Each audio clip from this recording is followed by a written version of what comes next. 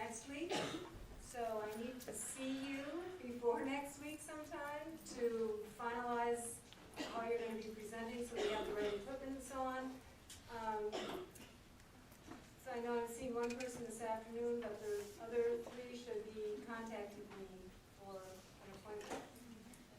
Okay, our last presenter for the seminar series is Kent Stetson, who is a handbag designer, as you may have noticed.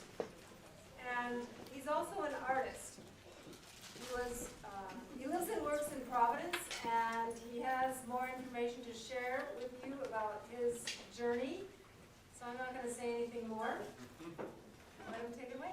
Hi, great to see you. I'm really excited to be here, and about 10 years ago when I graduated from college and sat in a very similar seat to where you are in the class, I would not have expected that I would be standing in front of a seminar talking about pocketbooks. It was not exactly what I thought I would be doing out of college. I'm going to start by showing you a video clip that aired recently and talks in depth about what I do. So it'll give you all the background information that you'll need as we move forward. And hopefully you'll find my work amusing. I have a lot of fun, and my goal is for today to be kind of fun and light. So hopefully you'll enjoy it. You may have seen his work before, admired his creative design, unique materials, or eye-catching prints. Well, now handbag designer Kent Stetson is bringing his talents to the runway. So on the screen right here is an image. He's been working for 10 years, I'm self-taught. with each bag made in his own home, It's Rhode Island born. completed entirely by hand. Came to life here. But for Kent Stetson, his dream of selling artwork took an unexpected path. I had a solo art show of some digital artwork that I made and didn't sell a single piece from the collection of artwork. It wasn't until he sold a bag at a retail store that he came to the realization. I could actually take my artwork and sew it up into a bag. So I went home and made the first bag. I sold it to the first person that I showed it to. And that's how it started 10 years ago. To commemorate a decade of work, a brand new collection will hit the runway at Style Week. I was going to reference images of the body in a sort of tongue-in-cheek kind of way. I think that the show is going to be really wacky and in a really light, humorous approach to showcasing some very fierce. Images that are both fierce or funny, like bacon and bananas, Kent's bags are always unique. Every bag is different. For instance, this morning I woke up and completely disassembled a bag that I had finished because it was just a little bit askew. When making a bag, Kent uses printed images. I've taken this image and I've just sent it to the printer. It's going to print out on canvas, after which I let it dry and I'll coat it. This particular image of hand, I'm going to let it dry for about a day before I lacquer it. And the right fabric is important too.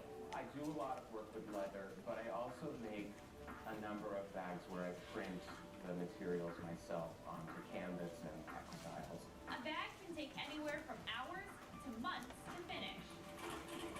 Each bag has a different story, and part of the exciting thing about the accessories showcase is I can actually walk you through each design if you're interested and tell you how each one is made. This bag is now done. Being able to have an entire runway show devoted to his work is something Kent treasures. It's so exciting. Part of this season that's special to me is that I really get to celebrate the people that have allowed me to do what I love. And he loves to produce one-of-a-kind bags. You will probably look at a bag I've made and think to yourself, you've never seen anything quite like that before. That's what I hope and aspire to for each piece that I make. And handbag designer Kent Stetson joins us this morning. Good morning. Hi, good morning. Well, first, got to congratulate you. You are having your very own runway show tonight. What is that like? Because a lot of people would think just handbags on the runway. How is that going to work? It's really a performance art piece. It's going to be big. It will leave people talking afterwards. Very exciting. Now, in addition to the runway show, of course, you have been involved with Style Week for a while now as part of the accessory showcase. How Yes. so? retail opportunity for local designers and merchants set up outside the runway venue. So it's a great chance for people to go from seeing a runway show to purchasing pieces that they may see on the runway. Yes. Okay, and you have a little teaser with you here tonight. You didn't want to bring everything in your collection, of course, because you want people to come to the show. But talk a little bit about this bag. We saw the image being printed in the package that we just showed. Sure. Well, my show is going to be really fun and funny, and this is the handbag with the images of the hands that are printed on it. Because I don't make apparel, I'm not designing specifically for the body, but I wanted to reference the body in a tongue-in-cheek, fun way for this show. It's great. And talk about some of the other bags, too, that you have on this table. I mean, this one, the fabric and the materials that you use of your bags are very eye-catching. Yeah, this is a hand-painted glazed python skin. This is a really spectacular material, and the lining of this bag is a very soft gold leather on the inside. Wow. As well, you can touch and just feel how soft it is. It is very smooth. That's one of the exciting things about the accessory showcase in addition to the runway is that people can actually come after the runway show and touch the pieces that they've seen on the runway as well. That's nice. And this one here, I mean, talk about a bright pattern. Yes, Bright this colors. leather is very bright, and you know, it's cold and sort of dark outside. Let's pop some color in. This is a really soft leather that I've used, and I haven't lined the bag because the suede side of this green leather is so soft. It just works. Yes, great. I noticed that, so you paid so much attention to detail that you actually worry about the inside of the bag as much as you do the outside. Yes, the inside of the bag is a huge part of the experience of using a bag for its owner. So why not put just as much attention? Can I show you this bag? Actually, this is Please. another piece that will be on the runway tonight. And as you said, the lining is very special in all of my bags. This is an electric blue leather that I've used to line the inside. And I have my polishing cloth in there as well because this patent leather needs a good polish every once in a while. You'll see the raw edges of the skin are featured in the design here. These tears here, which might be seen as an imperfection to some designers, they're actually the inspiration of this whole design. Using those materials, and we have to touch upon this one too, a little added fire truck on this bag. Yeah, if you're feeling smoking hot, that's the bag to carry.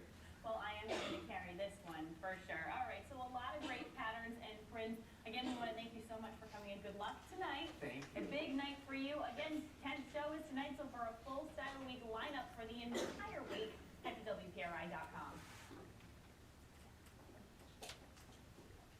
So I work very closely with Style Week, and that's one part of my business model. I run sales through Style Week events. And I want to share with you now how it all started.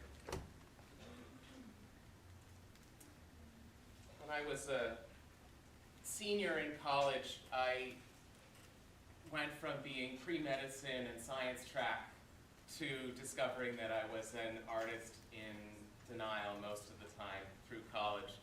By my senior year, I started doing digital painting, so I was hand painting and drawing and then photographing or scanning the images and putting them into the computer, manipulating them in programs like Photoshop and Illustrator. Hopefully you've all had a chance to play with Photoshop. It's an incredibly useful and powerful tool if you are interested in apparel design or print design for apparels.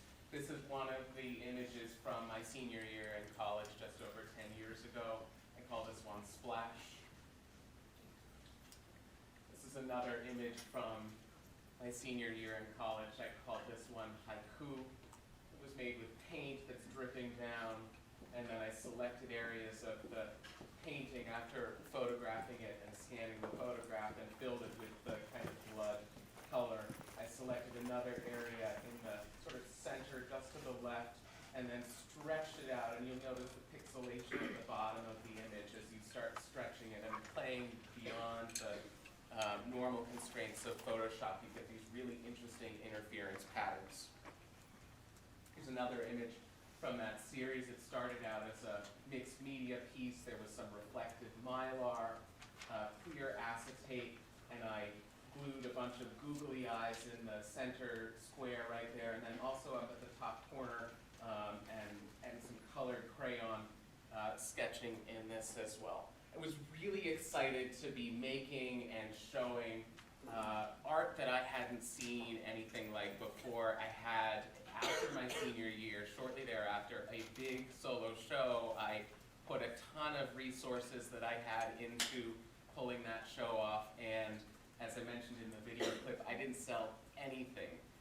It becomes abundantly apparent after you graduate that you will have bills that you have to pay. It's the reality of exiting school and being responsible. At the time, I was working in retail. Does anyone here work in a store, retail at all? Yes? Excellent. I learned that I did know how to sell shoes and handbags. I worked at a shoe store called Burke's on Thayer Street near Brown, where I was going to school at the time. And I saw, even though I couldn't sell my art, I was able to sell shoes and bags. The store where I worked had this line of handbags, a company called Icon. They took photographs of famous art pieces and then heat fused it onto leather, sewing it up into bags. This is Botticelli's The Birth of Venus. This is one of the lines that was in the store that we were selling, and it planted a seed in my mind that artwork doesn't have to be framed to hang on the wall. You can frame it in other ways. So this piece was the inspiration for my very first handbag made from the artwork from my senior show in college, and you may recognize this print. I showed it to you earlier. This has become a signature that's carried through my line since I graduated from college just over 10 years ago. Here's another handbag, the clutch bag, made from the second print that I showed you. I brought one of them here as well. It's a very simple design. I didn't really know how to sew that well. I purchased an industrial sewing machine used. It didn't cost me very much.